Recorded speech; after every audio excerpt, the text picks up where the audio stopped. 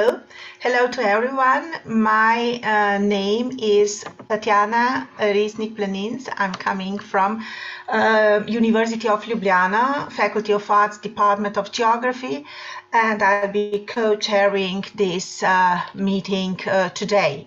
Dr. Madhu Verma, who is the chair, is not with us yet, so I think I'll start not to lose any time. We are joined here in this group to talk about pastoralism and regarding the program. I think that we could expect some very fruitful and interesting presentations. I think that the best would be to start with the first one, Dr. Hasrat Arjjumend. He's going to talk about the dying institution of pastoralism. Can rangeland laws protect pastoral livelihoods?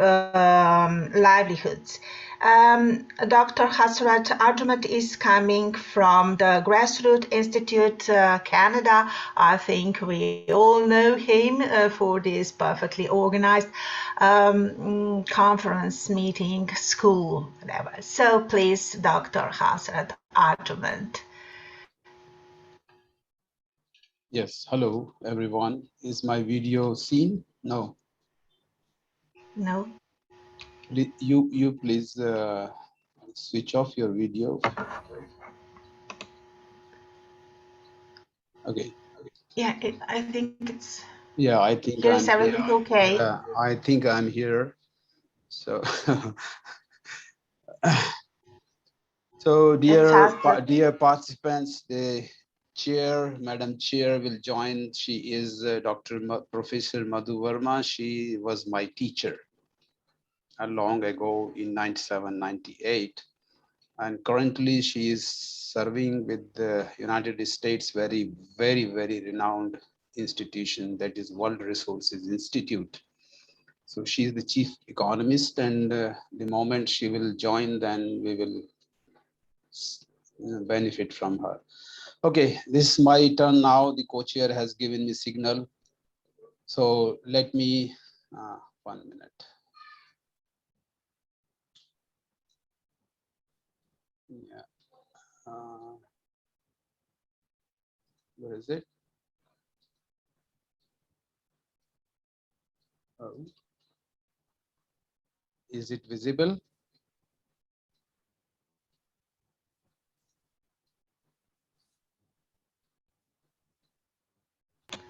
Yes, it is. It is visible. Okay, fine. But this is a program. This is today's program. Is this what you wanted to show? Oh, please wait a minute. Yeah, it is something else is coming here on the screen.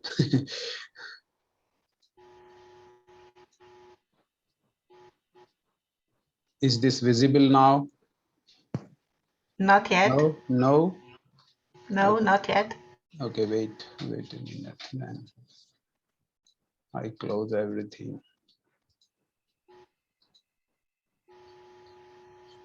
I close.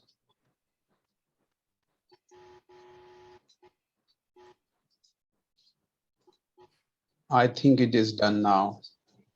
Yeah, now it's okay. Well,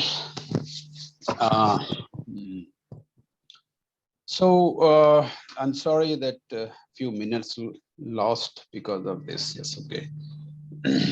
So I represent the Grassroots Institute. I'm also associated with the very renowned institution called Center for International Sustainable Development Law, and the CISDL I'm associated with since 2017. And in 2019, the CISDL has given an award to me for 2019 as the specialist. So My lecture would be Dying Institution of Pastoralism. Today's theme is on the pastoralism and the livestock transhumance. So very high, very renowned people had already spoken in the previous session, and they are also present in this session, particularly Professor Marius will follow, and Dr. Ilse is also around us, and probably next session she will be with us again. So these very renowned experts on this field are here, and I'm afraid that I will really speak something meaningful in front of them. Yes, based on my a little experience on this particular field and my really love and passion to work on this particular field.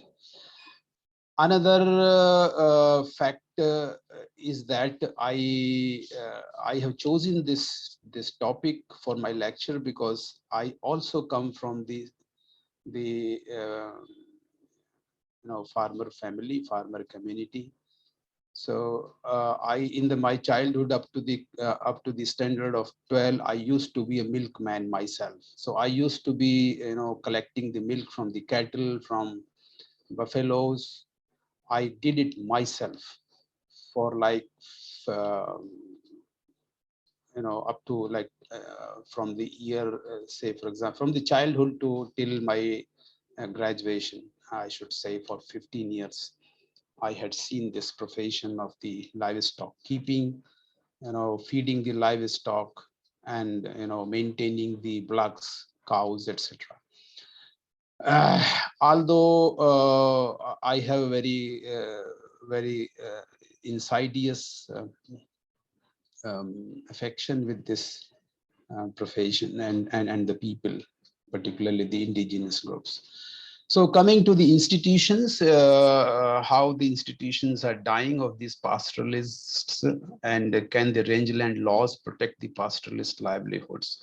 So I would present a case study in the end, how the existing laws in the countries wherever they are existing could be used to give some kind of the relief, some kind of the development to these dying institution, or I should say that these threatened communities. I will not repeat so many things in this slides presentation because a lot has been spoken already and will be spoken in the subsequent session and lectures. So I will skip here these things. A lot of statistics is there, how many pastoralist communities do exist in what regions of the world. So they are particularly existing even today in Asia, Africa, Nordic region, Andean mountains, Eastern Europe. Africa and Asia is well known for these communities, and Europe as well. But Europe's communities have threatened a lot. And so coming to the proceeding next is that this map is there of India. So anyway, I skipped all these things. You can see the photographs, some data, and all these things are here. So these slides will be available on the website, so you can also see. And many other speakers have already told a lot of statistics about these peoples. Finally, I should say that the pastoralist communities, especially the nomadic pastoralists, they are, I believe that they are the most sustainable lifestyles in this world, even today. And if we see pragmatically that even the two prominent prophets of the modern religions in the world, Jesus Christ and Prophet Muhammad, they were the pastoralists.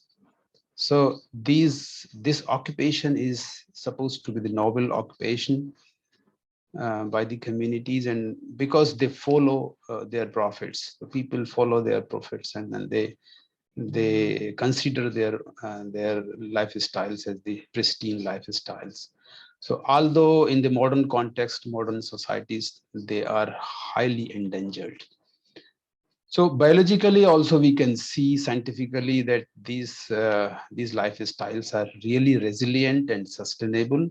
The word we are using currently is sustainable for the development. But if anything exists in this world in the form of the sustainable entity, it is the nomadic pastoralists, particularly nomadic. I'm using the word. They are sustainable. Okay, now I'm just again skipping so many things and coming back to the topic, dying institutions of pastoralism. I will mainly talk about what are the challenges, what are the issues threatening these institutions. Couple of our previous speakers had elaborated the institutions, what kind of the institutions these people have, these communities do have. And those institutions are really robust institutions, managed and handled by the elders, etc., and other community members. So, but they are under onslaught of the uh, development, the modern cultures, modern societies, and modern apparatus, especially by the state. So, if we see between 2005 and 6, I had some references during that time, which say that these are the state policies that actually subjugated the pastoralists.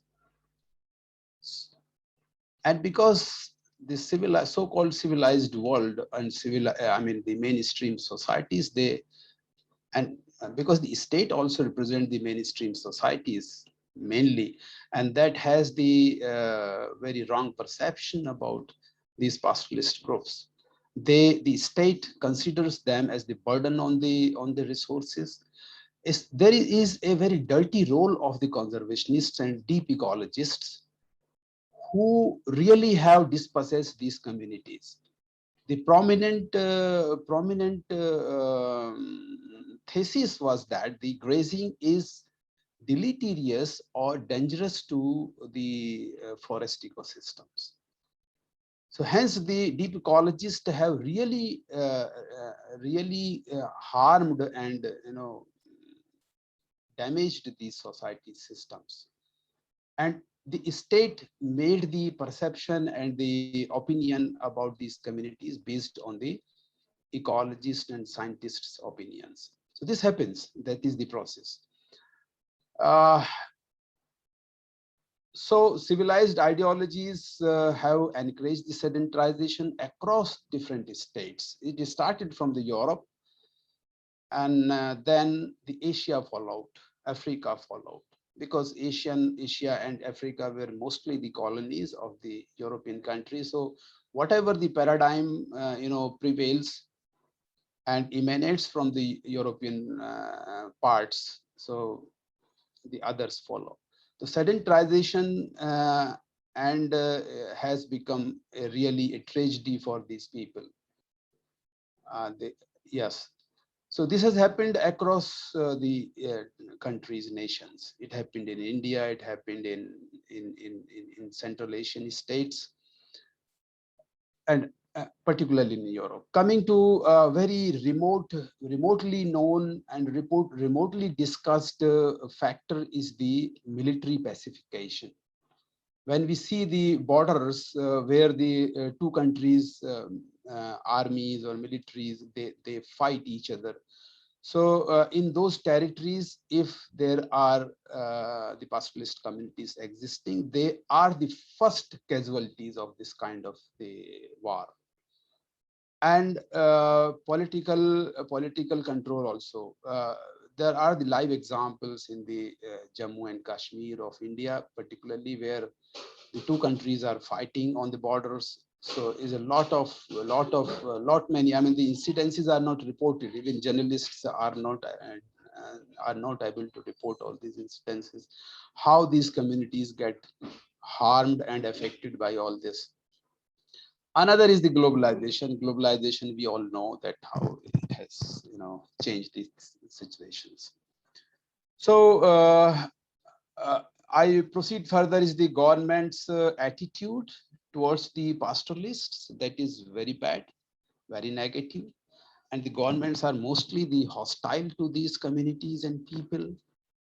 Marginalization, social exclusion are very common. Even the mainstream societies, particularly, they have a hate against them, and a lot of conflicts as of today, they emerge when the transhumans or the nomadic people, they migrate through a certain route, and the routes are very customary and very, very old routes they have had. And these sedentarized, not said, I mean, the settled communities, farmer communities, when they have occupied all the lands, even the paths or the tracks are not available right now. So whenever these nomads, they cross with their animals through those routes, so usually the farmer people, local farmer people, they object, and then they have the conflicts with these guys, and they also harm a lot to these pastoralist groups and to their animals. Another phenomena is the customary land rights, which are not recognized, and this is true for all indigenous and traditional communities, not particularly to the pastoralist groups. Customary land rights have been ignored and excluded, and disenfranchised by the states, most of the states. Wherever I mean, there are not many countries or not many states where the pasture land laws or policies are existing. In India, there was a policy on the pasture lands or rangelands, but it is remotely, I mean, that is buried down by the government itself. Nobody talks about it. Even the ministry people do not know if there is any such policy existing, although that may be remotely existing on some website. Okay, so the state apparatus itself violates all these policies and laws, whichever are supporting to the pastoralists. Next, next item is okay. So, running of time, my God. Fragmentation of the habitat, and I will not talk about this. And there is a massive conversion of the range lands to the industrial and urban uses. There is a very, very infamous phenomena of enclosure of the commons. So this has happened all over the world. And similar, and likewise, the encroachment of the pasture lands by powerful. We see it with our eyes. We have seen it.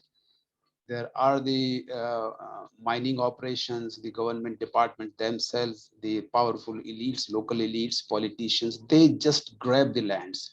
And land grabbing is a very, very well phenomena across the world, including, I mean, in all developing countries, it is.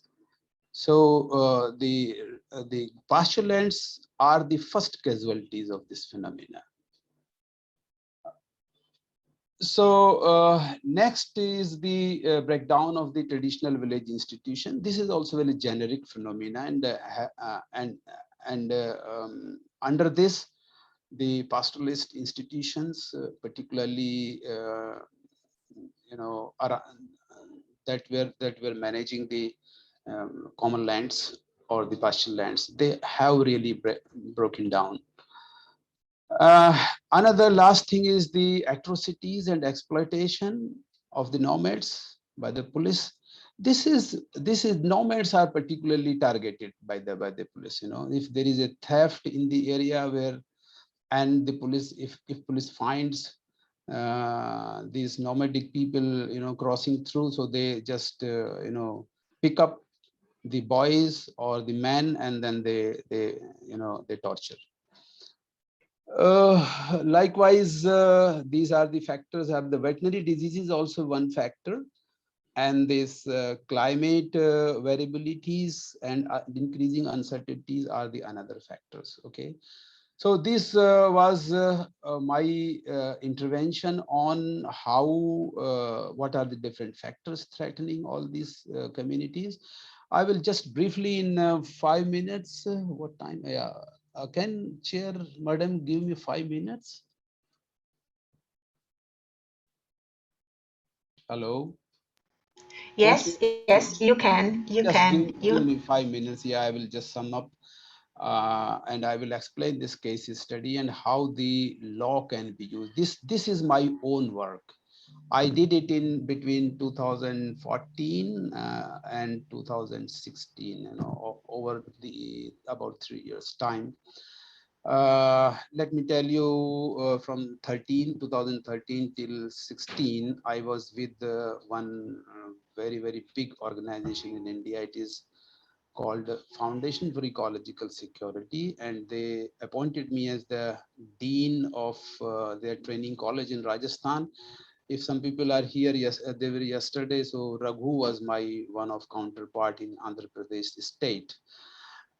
He was doing in that state. I was doing in Rajasthan state. So, but I did a very unique experiment, and this experiment was on reclaiming the common lands, pasture lands, in one district of Ajmer. Ajmer was having a very large area, like more than 10,000 hectares.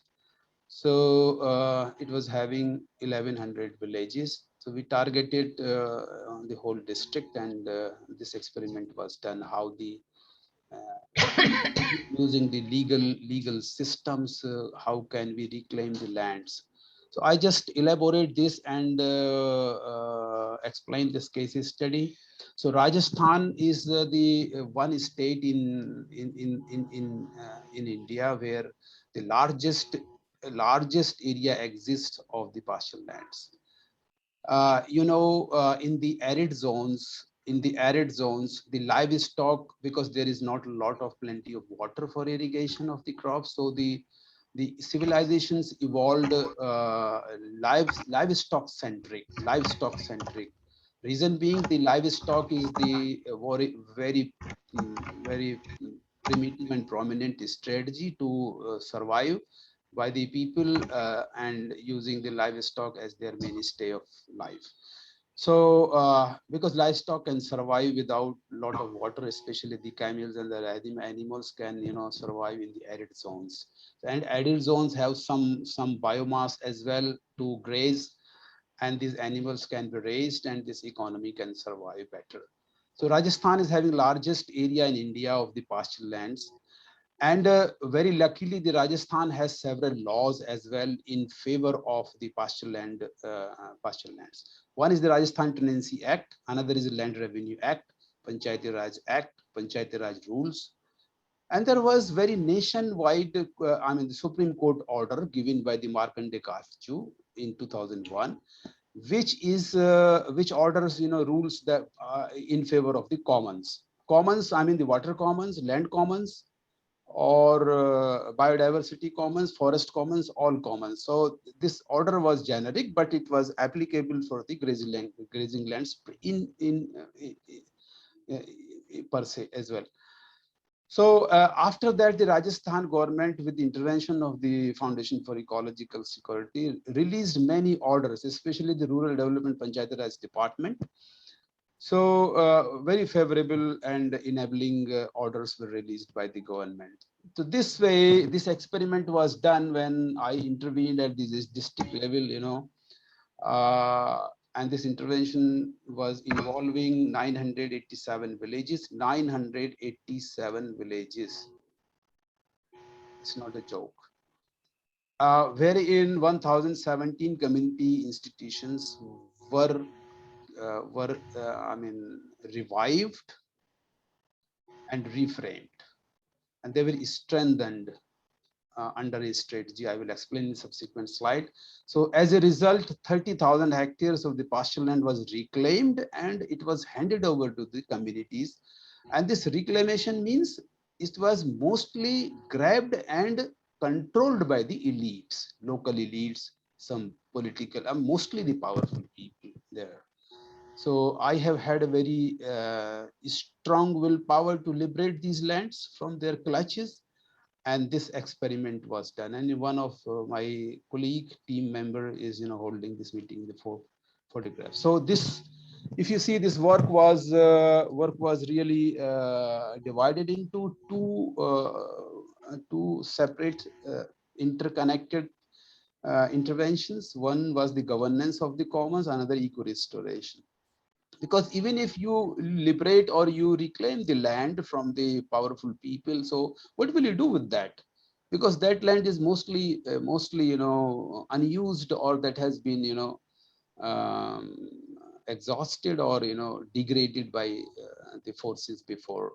The all biomass has been, and if pastoralist community is going to, animal herding community is going to get this land and going to manage this, so they need naturally the fodder, they need naturally the biomass to graze their animals. So how that can be regenerated. So the eco restoration program was simultaneously implemented, and institutional arrangement was on the bottom of it and in the core of it.